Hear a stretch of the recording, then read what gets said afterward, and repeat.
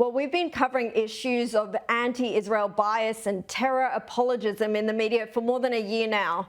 But what I'm about to reveal on tonight's show is one of the most extreme examples that I've seen. Nicole was a radio host for Sydney community radio station Skid Row, hosting a Latino music program in Spanish. She's a Jewish Australian with Mexican and Israeli heritage. This is what she posted online on Friday. Hey everyone, I just came out of a meeting with Radio Skid Row 88.9 FM Sydney, where I was doing my radio show that was supposed to be a station that's all about peace, all about justice, all about, representation. And they basically just told me that if I cannot support the October 7th attacks as resistance and as something positive, and basically saying also that it's not true that anybody got killed or burned or anything, that if I cannot support the hostages being kept, then I don't align with their values and I cannot be there. If I cannot support the fact that Israel doesn't have a right to exist and that Jews don't have a right to be in Israel, I can no longer be at their station. And when I started to cry because I was trying to have a respectful conversation about agreeing to disagree and respect each other's views, even though I absolutely don't support terrorism and aggression and murder, they basically told me, "We don't appreciate your white women tears." Now, it all began when Nicole was called into a meeting with the station manager on Friday after covering up this Free Palestine sticker on station equipment with a record album during the recording of one of her shows. When Sky News contacted station manager Manu Montero, he did not deny Nicole's claims, simply saying no comment. Today, he sent Nicole an email saying her actions amount to serious misconduct, and the station have chosen to end the volunteer relationship between her and Skid Row. He's also banned her and her guests from entering the station indefinitely due to, quote, our ongoing concerns for the safety of staff and volunteers.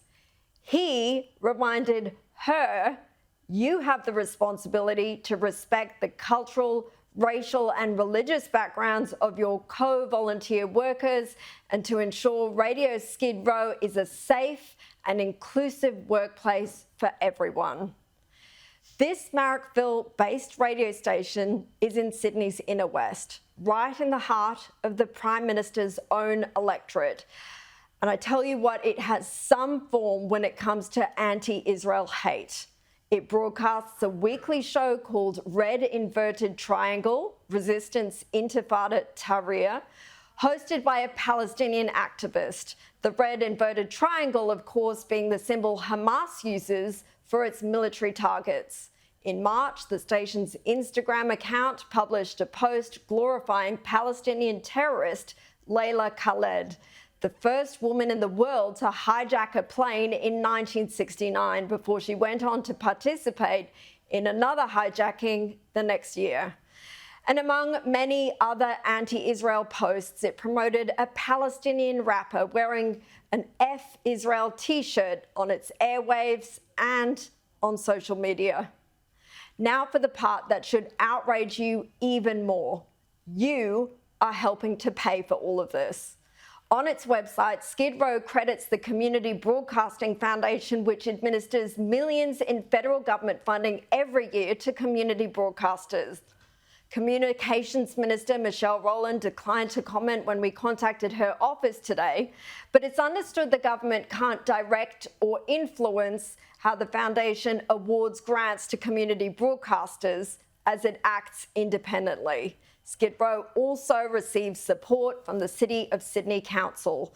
A council spokesperson said the station was awarded a $10,000 grant last year to produce a documentary series, but has no involvement in the station's day-to-day operations, adding, the City of Sydney does not tolerate displays of hate or discrimination. Now, for more on this story, I'm pleased to say that Nicole joins me now. Nicole, thank you for your time tonight. Thank you for having me on these unfortunate circumstances. Now, for full disclosure, I will say that Nicole is a friend of mine, but any viewer who's been following the work that I've personally been doing and that Sky News has been doing over the past 15 months will know that this is the type of story we would cover regardless. Nicole, it was a very upsetting video that you posted online. How are you feeling now? I still can't believe it actually happened the way that it happened. I'm glad I made the video because now I've second guessed, can it even be that what they told me in that room is real? Because it's just unbelievable, unbelievable. They haven't denied, of course, as I pointed out, your claims.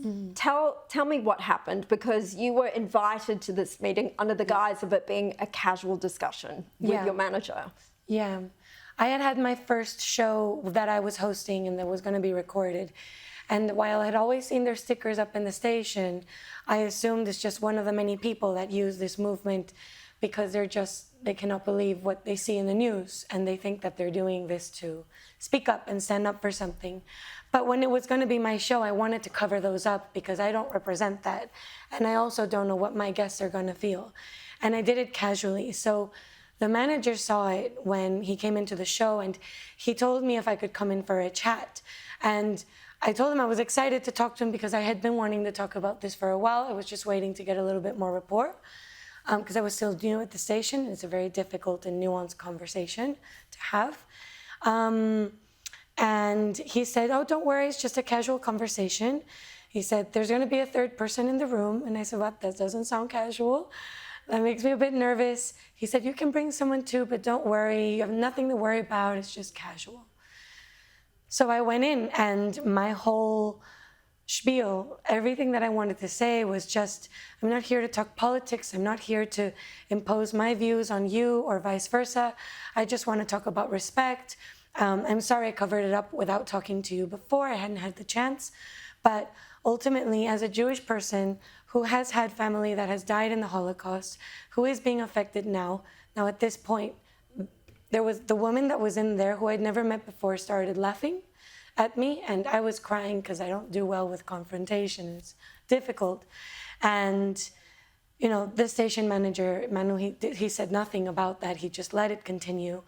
And she laughed about you as you were explaining how upset this made you and about your own family's experience with the Holocaust. Yeah.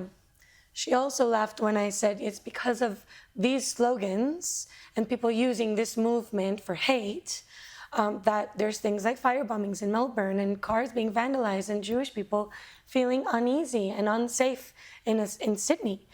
And she continued to laugh. And I even asked her, why are you laughing? And she just, it never stopped. It never stopped. So I kept my cool, and they started trying to make it political and started saying, we don't stand up for colonialization, and if there was that's why we don't have Australian flags, we'd rip it down. If it was an Israeli flag, we'd rip it down. They said, we don't believe that Israel has a right to exist, and that from the river to the sea, Israel has to be Palestine, and the Jews shouldn't be there. And that you had to get on board with those views as well. Exactly. That's where I asked them. My husband came in with me, so he witnessed it, and I was really caught up. It was hard to think of what to even say. I couldn't believe they were saying this. And my husband even said, if she was to stay on and just do her show, which is about Latin community connection, and not talk about politics and not cover anything up, could she continue? And they said no, she would have to actively support our cause, speak about it, and attend our rallies. And they also mentioned that October 7th didn't even happen. They had their background in the picture of one of their radiothons. It was the Café. I told them, this is triggering for me. I can't share it with my Jewish friends. This is what a lot of the terrorists that came in on October 7th were wearing. They tried to turn it around on me, telling me that I'm calling the Café a terrorist, spin my words. I said no. I said that's what they were wearing. And that's when they started denying October 7th entirely. I said I can't do that. I said that I'm not going to stand up for that. I said that I can't support that. And they basically said, maybe we could find someone to teach you. And I said, I'm not here to be taught. They wanted to re-educate you. They wanted to re-educate. Now, Nicole, we're only using your first name tonight, which you've asked us to do because you do feel scared. I do. Why do you feel scared, and why did you choose to speak out anyway? I feel scared because what I thought were kind people who wanted peace and justice and representation, which is what the station said it was about, turned out to be the same people that are the ones who are inciting this sort of violence, promoting it. And it was terrifying to think that you never know who the person next to you is, especially as a Jewish person in this climate lately. And I don't know what they're gonna do. Like, to me, with my information, I have 2 children, I have a husband. So of course I feel a responsibility to them. I wouldn't be able to not do this though. Yeah. I would not be able to not come and do this because this is not a world that I want for my kids. And well, thank you for speaking up. We're out of time, but I really appreciate it. And it's the courage of people like Nicole for speaking up about this that we hear these stories in the first place and are aware of some of the more extreme elements that are in the community.